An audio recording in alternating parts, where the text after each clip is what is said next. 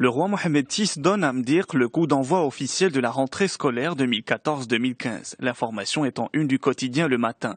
Le souverain a également lancé l'initiative royale 1 million de cartables, dotée d'une enveloppe budgétaire de plus de 360 millions de dirhams. Cette initiative bénéficiera à 4 millions d'élèves.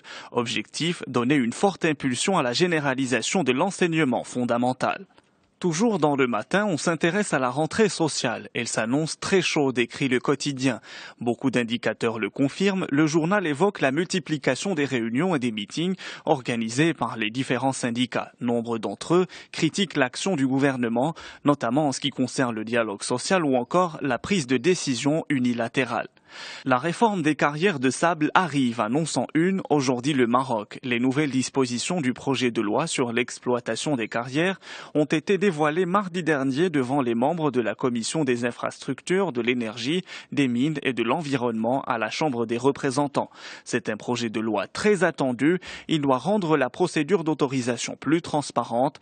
Sur ce plan, Aziz Rebah a dit devant les députés que la durée d'exploitation des carrières sera fixée par le nouveau texte à 15 ans avec la possibilité d'atteindre les 30 ans, notamment pour les carrières liées aux industries de transformation.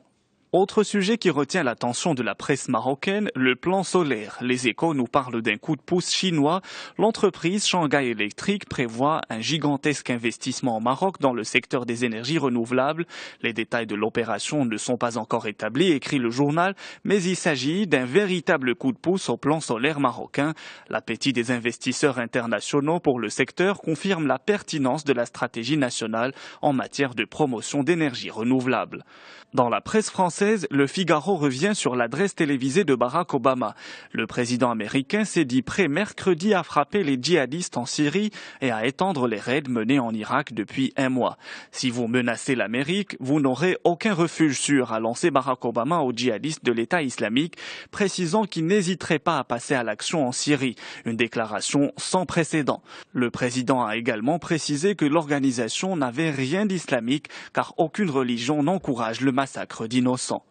Dans son édition de ce jeudi, le Parisien tire la sonnette d'alarme. Les gaz à effet de serre ont atteint un niveau de concentration record en 2013. C'est ce qu'a annoncé mardi à Genève l'Organisation météorologique mondiale, une agence de l'ONU. Qui plus est, le taux d'accroissement de dioxyde de carbone atmosphérique entre 2012 et 2013 représente la plus forte augmentation annuelle depuis 1984, année des premières mesures fiables.